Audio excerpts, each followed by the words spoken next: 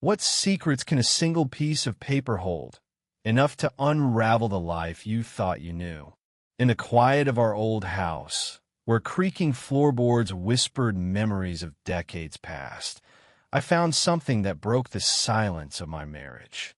My name is Clara, and this is the story of how a single document changed everything. We'd lived in the house for 10 years, a charming but crumbling Victorian nestled in a small New England town. It was David's dream home, the kind of place he said held character and soul. I loved it too, though the endless repairs tested my patience. David, my husband of 12 years, was a man of routine, steady, predictable, the kind of person who'd alphabetize the spice rack and never miss a morning jog. We were happy, or so I thought, building a life of quiet moments, shared coffee at dawn, gardening on weekends, and planning for a child we hadn't yet conceived. But the house, with its hidden corners and locked doors, had stories of its own. It was a rainy Saturday when I ventured into the attic, a place I rarely visited. David was away on a work trip, and I decided to tackle the clutter we'd ignored for years. The attic smelled of dust and mildew, its slanted ceiling lined with boxes of forgotten things, old photo albums, his college textbooks, my mother's chipped china. Tucked in the corner, half hidden behind a broken rocking chair, was a small safe. David's safe. He'd always said it held important papers, deeds, insurance documents, nothing exciting. I never questioned it. Why would I? Trust was the foundation of our marriage. But curiosity, that restless spark, nudged me. I knew the combination our anniversary, June 14th, 12. The lock clicked open, revealing a stack of envelopes, a few faded receipts, and a single folded document. My fingers trembled as I unfolded it. A birth certificate dated 20 years ago. The name at the top wasn't ours. Eleanor Marie, it read, born to a mother named Sarah Collins. The father's name? David Michael Reynolds. My David. My heart pounded, a dull roar in my ears. We'd never had a child. We'd talked about it, planned for it, but life hadn't granted us that gift yet. Who was Eleanor? Who was Sarah? And why had David kept this hidden in a safe I wasn't supposed to open? The attic felt smaller, the air thicker as questions clawed at me. I sat there, clutching the paper, until the rain outside slowed to a drizzle. I didn't confront David when he returned. Instead, I watched him. The way he smiled at me over dinner, the way he kissed my forehead before bed, it all felt different now, tainted by the secret he'd kept. I needed answers, but I didn't know where to start. So, I began searching the house, quietly, methodically, looking for anything that might explain the certificate. I checked drawers, coat pockets, even the lining of his briefcase. Nothing, until I found the letter. It was tucked inside an old book on the shelf in his study, a worn copy of The Great Gatsby he'd always loved. The envelope was yellowed, addressed to David in a looping, feminine script. My hands shook as I opened it. The letter was brief, dated a year after the birth certificate. David, I know you didn't want this, but Eleanor deserves to know her father someday. I'm moving to California.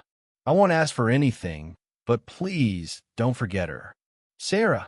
The words burned into me. David had a daughter he'd never mentioned, never acknowledged. The betrayal wasn't just the secret, it was the life he'd lived alongside ours, a parallel story I'd never been part of. I felt like a stranger in my own home. That night, I couldn't sleep. I lay beside David, listening to his steady breathing, wondering who he really was. The next morning, I did something I never thought I'd do. I hired a private investigator. I needed to know who Sarah and Eleanor were, and why David had buried them in his past. The investigator, a gruff man named Tom, promised discretion. Within a week, he had answers.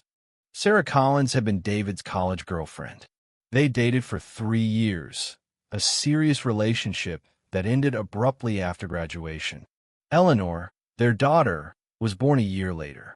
Sarah had raised her alone, never marrying, never contacting David again after that letter. Eleanor was now 19, a sophomore at a community college in Sacramento, working part-time at a bookstore. Tom showed me a photo, a young woman with David's hazel eyes, her smile bright but guarded. My heart ached for her, a girl who didn't know her father, and for myself, a wife who didn't know her husband. But then came the twist, the moment that shifted everything. Tom handed me another document, a second birth certificate, this one for a boy named Michael, born 2 years after Eleanor, also to Sarah Collins. The father's name was blank. Sarah never told anyone who the father was, Tom said, but she named him Michael, same as David's middle name. Could be a coincidence, but he trailed off, letting the implication hang. 2 children, 2 secrets. I felt dizzy, the weight of it all pressing down. Had David known about Michael? Had he abandoned not 1, but 2 children? Or had Sarah kept Michael a secret? Even from him? I needed to know, but confronting David felt impossible. What would I say? How do you ask the man you love if he's been lying for 20 years? Instead, I did something reckless. I flew to Sacramento. I told David I was visiting a cousin, a lie that felt bitter on my tongue. I found Eleanor at the bookstore, her name tag pinned to a green apron. She was kind, helping an elderly customer with a warm laugh. I wanted to hate her, to see her as the embodiment of David's betrayal, but I couldn't. She was just a girl, caught in a story she didn't write. I didn't approach her. Instead, I found Sarah. She lived in a modest apartment, her hair streaked with gray, her eyes tired but kind. When I told her who I was, she didn't flinch. I figured you'd come someday, she said, inviting me in. Over tea, she told me the truth. David had known about Eleanor, but asked Sarah to keep it quiet, saying he wasn't ready to be a father. When Michael was born, Sarah decided not to tell him, wanting to protect her son from a father who might reject him too. I didn't want to hurt you, Sarah said. I just wanted my kids to have a good life. I returned home, the weight of her words heavy in my chest. When David came back from his next trip, I was ready. I placed the birth certificate and the letter on the kitchen table. His face paled, but he didn't deny it. I was young, Clara, he said, his voice breaking. I thought I was doing the right thing, letting them go. He didn't know about Michael. That revelation broke him, tears streaming down his face as he whispered, I didn't know. We talked for hours, raw and painful. He admitted his shame, his fear of losing me if I knew. I admitted my anger, my hurt, but also my love for him. We decided to reach out to Eleanor and Michael, to try to build something, however fragile. It wasn't forgiveness, not yet, but it was a start. Our old house still creaks, still holds its secrets, but it's also where we're rebuilding. Eleanor visits sometimes, shy but curious.